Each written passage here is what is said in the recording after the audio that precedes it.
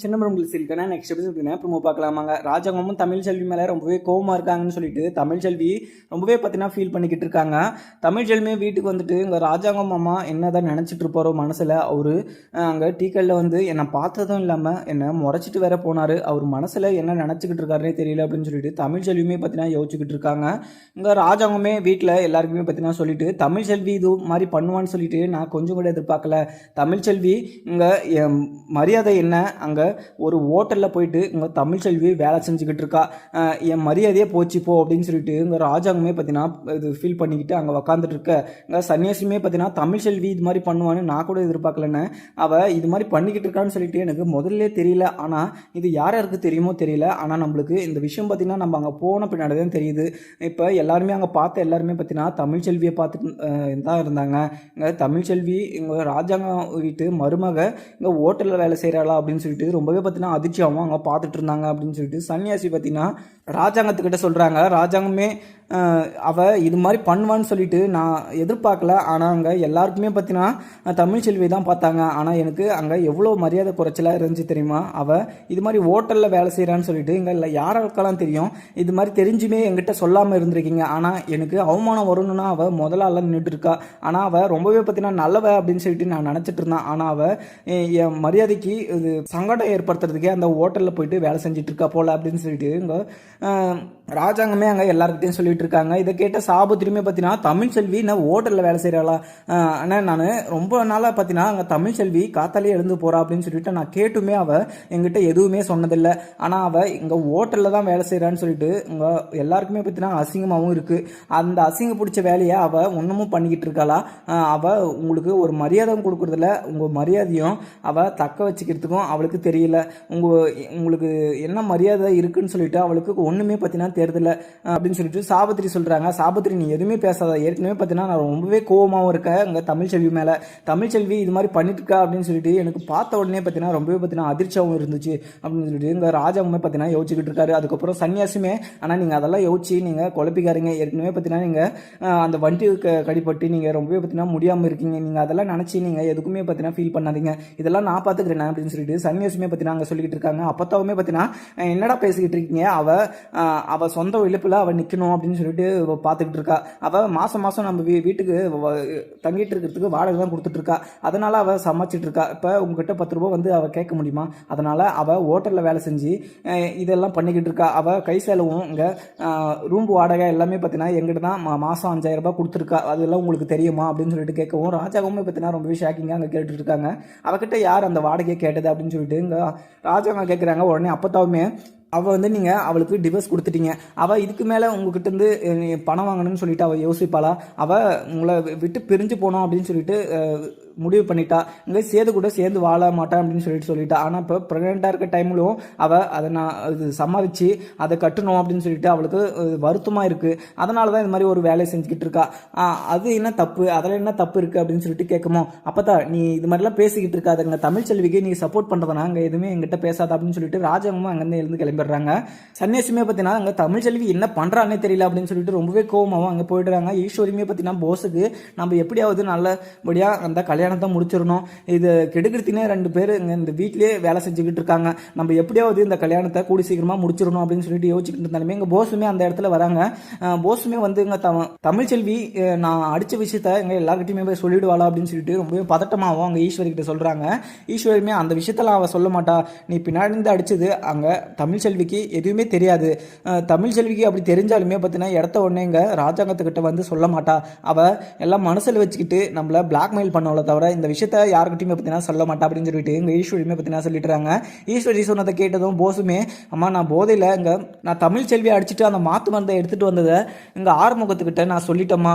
அந்த ஆறுமுகம் இதனா இங்கே இது சேதுக்கிட்ட யாருக்கிட்டனா சொல்லிட்டானா என்ன பிரச்சனை ஆகுமே தெரியாதுமா, ரொம்பவே பயமாகவும் இருக்குமா அப்படின்னு சொல்லிட்டு போஸ் சொல்கிறாரு. போஸ் சொன்னதை கேட்டு ஈஸ்வரிக்கு பயங்கரமாக அதிர்ச்சியாகவும் இருக்குது. நீ எதுக்கிட்ட அவன் கூட போய் சேர்ந்து குடிச்சிட்டு நீ அவங்ககிட்ட உடலாடுனதும் இல்லாமல் அவன் இந்த விஷயத்தெல்லாம் விஷயத்தெல்லாம் எடுத்துகிட்டு போயிட்டு இங்கே சேதுக்கிட்ட சொல்லிட்டு எதனா பிரச்சனை ஆக போகுது, இப்போ உனக்கு கல்யாணம் நடக்க போகுது, இப்போ ஏதோ இந்த வீட்டில் நீ தெய்வமாக இருக்க, இல்லைனா அந்த வீட்டிலே உன்னை சேர்த்துருக்க மாட்டாங்க, ஏதோ ஒரு விஷயம் நீ இந்த வாழ்க்கையிலே நல்ல விஷயமா செஞ்ச, ஆனால் அதையும் கெடுத்து விட்டுருவ போல, நீ போதை குடிச்சிட்டு நீ இது மாதிரிலாம் உளறி வைப்புன்னு சொல்லிட்டு எனக்கு தெரியும், ஆனால் முன்னாடியே இந்த விஷயத்த நான் உங்ககிட்ட சொல்லலாம்னு நினச்சேன், நீ போதையில் யார்கிட்டனா உளறி விடுவேன் அப்படின்னு சொல்லிட்டு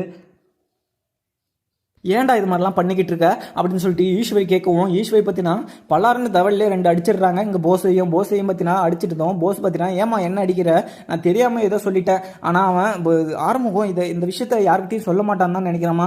ஆறுமுகத்துக்கு அவனும் போதையில் தான் இருந்தான், ஆனால் இந்த விஷயம் அவனுக்கு ஞாபகம் இருக்கா இல்லைன்னு கூட எனக்கு தெரியல, ஆனால் கொஞ்சம் பயமாகவே இருக்குது. ஆறுமுகம் ஏற்கனவே பார்த்தீங்கன்னா நம்ம பிரச்சனையில் நிறைய பிரச்சனையை பார்த்தீங்கன்னா அங்கே சேதுக்கிட்ட சொல்லியிருக்கான், ஆனால் இந்த விஷயத்தையும் பார்த்தீங்கன்னா சேதுக்கிட்ட இந்த விஷயத்த சொல்லிட்டானா இங்கே தமிழ்ச்செல்வி இந்த வீட்டுக்கு தெய்வமாயிருவா. நான் இந்த வீட்லேயே என்னால் இருக்க முடியாது, இந்த வீட்லேயே பார்த்தீங்கன்னா மறுபடியும் பார்த்தீங்கன்னா நான் நினச்சாலையும் இந்த வீட்டில் வர முடியாதுமா, எப்படியானு ஒன்று இந்த விஷயத்த அங்கே நம்ம ஆறுமுகத்துக்கிட்ட பேசி நம்ம இந்த விஷயத்தை யார்கிட்டையும் சொல்ல வேணாம்னு சொல்லிட்டு சொல்லணுமா. அங்கே ஆறுமுகம் சொல்கிற மாதிரி தான் தெரியுது, ஆனால் அவன் என்ன பண்ணுறானே தெரியலம்மா. எனக்கு ரொம்பவே பதட்டமாகவும் இருக்குது. ஏற்கனவே பார்த்தீங்கன்னா நீங்கள் வேறு எவ்வளவோ கஷ்டப்பட்டு எனக்கு ஒரு கல்யாணம் ஏற்பாடு பண்ணியிருக்கீங்க, அந்த கல்யாணம் நல்லபடியாக நடக்கணுமா, அதுக்கு நான் என்ன பண்ணணும் இப்போ சொல்லுங்கம்மா அப்படின்னு சொல்லிட்டு சொல்லுவேன். ஈஸ்வரிக்கு பயங்கரமாக பார்த்தீங்கன்னா தலை பிச்சுக்கிற மாதிரி வலிக்குது.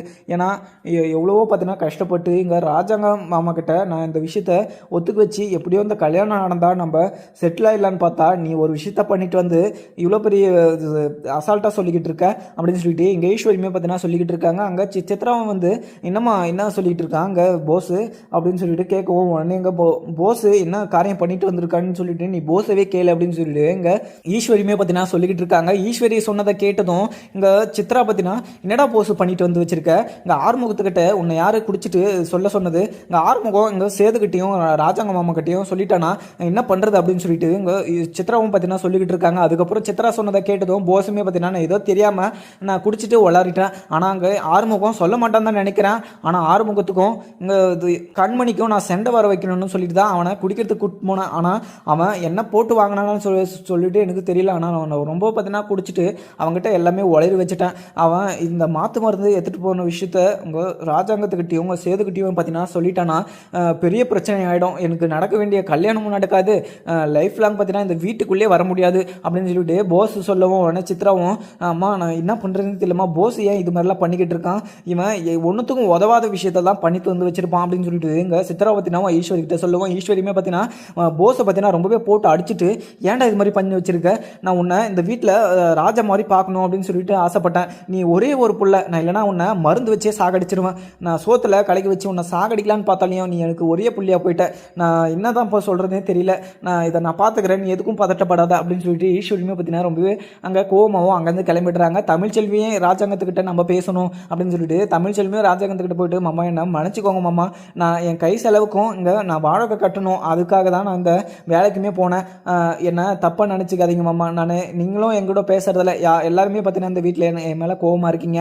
அதே மாதிரி உங்கள் சேதுவுமே பார்த்தீங்கன்னா எனக்கு டைவர்ஸ் கொடுத்துட்டாரு, இதுக்கு மேலே நான் உங்ககிட்ட காசு கேட்டேன்னா அது நல்லா இருக்காது, அதனால தான் நான் ஒரு ஹோட்டலில் போயிட்டு வேலை செஞ்சேன், என்னை மன்னிச்சிக்கோங்க அப்படின்னு சொல்லிட்டு கையெடுத்து கும்பிட்டு இங்கே ராஜாங்க மாமா காலிலே விழுந்துடுறாங்க. ராஜாங்க காலில் விழுந்ததும் இங்கே ராஜாங்கமே பார்த்தீங்கன்னா தமிழ்ச்செல்வி என் காலில் நேற்றுக்கு விழுற, ஆனால் நீ எவ்வளோ தான் சொன்னாலையும் ஆனால் நீ செஞ்சது தப்பு தான், ஆனால் எனக்கு சொல்லாமல் நீ இது மாதிரி செஞ்சது மிகப்பெரிய தப்பு, நீ என்கிட்ட இந்த விஷயத்த சொல்லியிருந்தனா நானே உனக்கு ஒரு வேலை வாங்கி கொடுத்துருப்பேன், ஆனால் நீ போய் ஒரு ஹோட்டலில் வேலை செய்கிறது இங்கே எல்லாருக்குமே தெரிய வந்துச்சுன்னா எவ்வளோ பெரிய அசிங்கமாக இருக்கும் தெரியுமா, அதே மாதிரி நீ செஞ்சது இங்கே என் கூட வந்த கட்சி ஆளுங்க எல்லாருமே பார்த்தீங்கன்னா பார்த்துட்டாங்க, அவங்க முன்னாடி எனக்கு மரியாதை குறைச்சலாக இருந்துச்சு, அதனால நான் பிரசாதத்துக்கு கூட போகாமல் நான் நேராக வீட்டுக்கு வந்துட்டேன், இது மாதிரிலாம் பண்ணுறதுக்கு உனக்கு எப்படி தான் மனசு வருதோ தமிழ்ச்செல்வி, நான் உன்னை ரொம்பவே பார்த்தீங்கன்னா நல்லவன்னு சொல்லிட்டு நினச்சிட்டு இருந்தேன், இங்கே சேதுவை பார்த்தீங்கன்னா நான் ப்ரெக்னெண்ட்டாக இருக்கேன் அப்படின்னு சொல்லிட்டு நீ சேதுவை ஏமாத்துதான் இல்லாமல் இது மாதிரி ஒரு வேலையை நீ பண்ணி வச்சிருக்கியே, உனக்கே நல்லா இருக்கா, இங்கே நான் இந்த நாட்டோட முதலமைச்சர், இந்த எனக்குன்னு ஒரு மரியாதை இருக்குது, அந்த மரியாதையை நீ கெடுத்து விட்டுருவோ போல அப்படின்னு சொல்லிட்டு இங்கே ராஜாவுமே பார்த்தீங்கன்னா சொல்லிடுறாங்க. மாமா நான் ஏதோ தெரியாமல் பண்ணிட்டேன், நான் எனக்கு காசு வேணும் அப்படின்னு சொல்லிட்டு நான் வேலைக்கு செஞ்சுட்டு இருந்தேன், ஆனால் அப்பயுமே பார்த்தீங்கன்னா நான் இந்த வேலைக்கு வரட்டுமா வேணாம் வேணாமான்னு சொல்லிட்டு நான் 100 டைம் யோசிச்சு பார்த்தேன். ஆனால் உங்களுக்கெல்லாம் தெரியக்கூடாதுன்னு தான் நினச்சேன். ஆனால் நீங்களும் பார்த்தீங்கன்னா அந்த டீ கடைக்கு வந்துட்டீங்க அப்படின்னு சொல்லிட்டு எங்கள் தமிழ்ச்செல்வியுமே பார்த்தீங்கன்னா சொல்லிடுறாங்க. தமிழ்ச்செல்வி சொல்லிட்டு அங்கேருந்து பார்த்தீங்கன்னா கிளம்பிடுறாங்க. கிளம்பிட்டதும் உங்கள் அப்பத்தாவுமே பார்த்தீங்கன்னா ராஜாங்கம் இது மாதிரி பேசிகிட்டு இருக்காங்க அப்படின்னு சொல்லிட்டு ரொம்பவே கோவமாகவும் அங்கே இருந்திருந்தா. அதுக்கப்புறம் இந்த ராஜாங்கத்துக்கிட்டையுமே வந்து ராஜாங்கம் நீங்கள் தமிழ்ச்செல்வி மேலே ரொம்பவே கோவப்படாத, நம்ம வாரிசு அவள் வயிற்றில் விளாண்டுட்டு இருக்கு, அதுவும் ஒரு வாரிசு இல்லை 2 வாரிசு, அந்த 2 வாரிசை நம்ம பெற்று சந்தோஷமாக வளர்க்கணும், நான் சாகிறதுக்குள்ளே அந்த வாரிசை நான் பார்த்துட்டு போயிடணும், என்ன பார்த்தா சொல்கிற அவள் வயிற்றில் விளையாடுற குழந்தை 2 குழந்தையா அப்படின்னு சொல்லிட்டு இங்கே ராஜாங்கத்துக்கு பயங்கர அதிர்ஷ்டமும் இருக்குது. ஆமாடா ராஜாங்கம், அவள் வயிற்றில் விளையாடுற குழந்தை ரெட்டை குழந்தை, அந்த விஷயம் இங்கே தமிழ்ச்செல்விக்குமே தெரியாது, எனக்கும் இங்கே அவங்க அம்மாவுக்கு வசந்திக்கு மட்டும்தான் தெரியும். இந்த விஷயத்த நீ யாருக்கிட்டையுமே சொல்லாத, இந்த விஷயத்தை வச்சு நான் சேதுவையும் தமிழ்ச்செல்வியும் 2 பேரையும் ஒன்று சேர்க்கணும். ஏன்னா சேதுவுமே பார்த்தீங்கன்னா ரொம்பவே வாய்க்கு வந்ததெல்லாம் இங்கே தமிழ்ச்செல்வியை கேட்டுட்டான். அதனால் ரொம்பவே பார்த்தீங்கன்னா மனம் உடஞ்சி இங்கே தமிழ்ச்செல்வியை உக்காந்துட்டு இருக்கா. அந்த மன வழியிலே பார்த்தீங்கன்னா தமிழ்ச்செல்வி மனசில் இருந்தாலுமே இங்கே வெளிக்காட்டிக்காமல் யாருக்குமே பார்த்தீங்கன்னா தொந்தரவு கொடுக்காம அங்கே ஒரு சைடு சைலண்ட்டாக இருக்கா.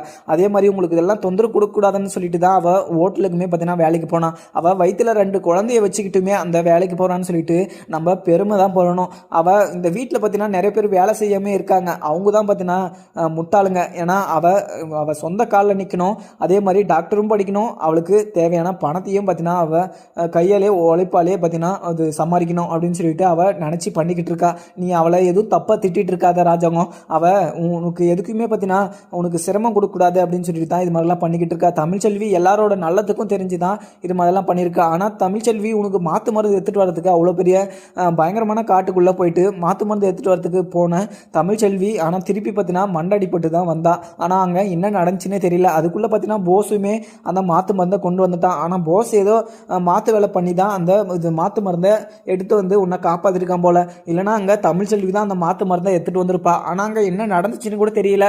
ஆனால் நீங்கள் தமிழ்ச்செல்வி மேலே நீங்கள் ரொம்பவே கோவமாக இருக்குது, எனக்கு சுத்தமாக பிடிக்கல ராஜாங்கம். ஆனால் நம்ம வீட்டில் எல்லாருமே பார்த்தீங்கன்னா சந்தோஷமாக நல்லா இருக்கணும் அப்படின்னு சொல்லிட்டு தான் அவள் தமிழ்ச்செல்வி நினைக்கிறா. ஆனால் தமிழ்ச்செல்வி இங்கே நல்லாவே இருக்கக்கூடாதுன்னு சொல்லிட்டு இங்கே ஈஸ்வரி, சாபுத்ரி, சித்ரா, தாமரை பார்த்தீங்கன்னா 3 பேருமே இங்கே தமிழ்ச்செல்வி நல்லா இருக்கே கூடாது அப்படின்னு சொல்லிட்டு நிறைய பார்த்தீங்கன்னா பிளான் போட்டுட்டு இருக்காங்க.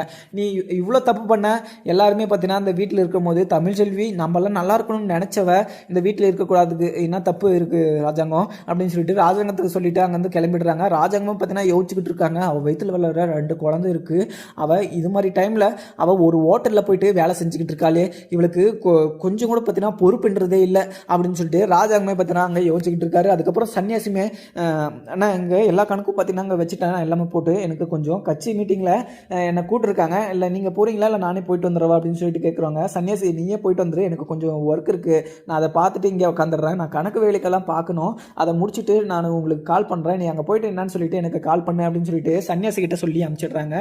சன்னியாசியுமே பார்த்தீங்கன்னா அங்கே வந்து கிளம்பிடுறாங்க.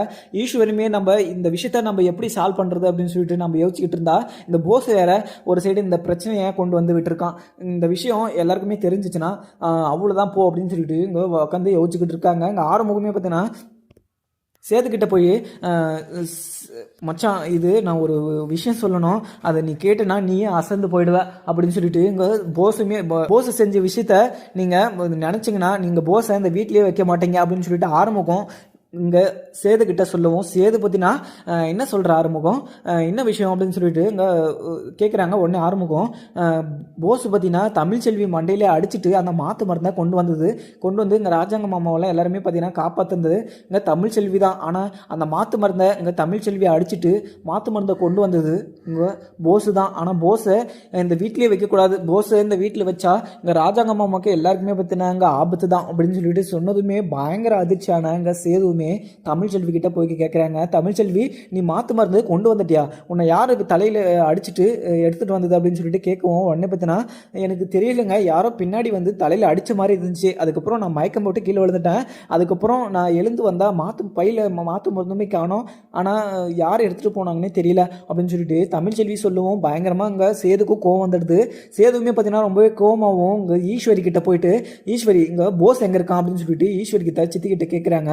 உடனே எங்கள் ஈஸ்வரியுமே பார்த்தீங்கன்னா இது சேது என்ன விஷயம், எதுக்காக போஸை கேட்குறியா அப்படின்னு சொல்லிட்டு கேட்கவும், போஸ் பண்ணி வச்சிருக்க வேலைக்கு இந்த வீட்டிலே வைக்கக்கூடாது, அதே மாதிரி இந்த ஊரை விட்டு அவன் போகணும் ஃபஸ்ட்டு அப்படின்னு சொல்லிட்டு அங்கே போஸ் எங்கன்னு சொல்லு அப்படின்னு சொல்லிட்டு இங்கே பயங்கரமாக கோவத்தில் அங்கே சேதுமே பார்த்தீங்கன்னா நின்றுட்டு இருக்காங்க.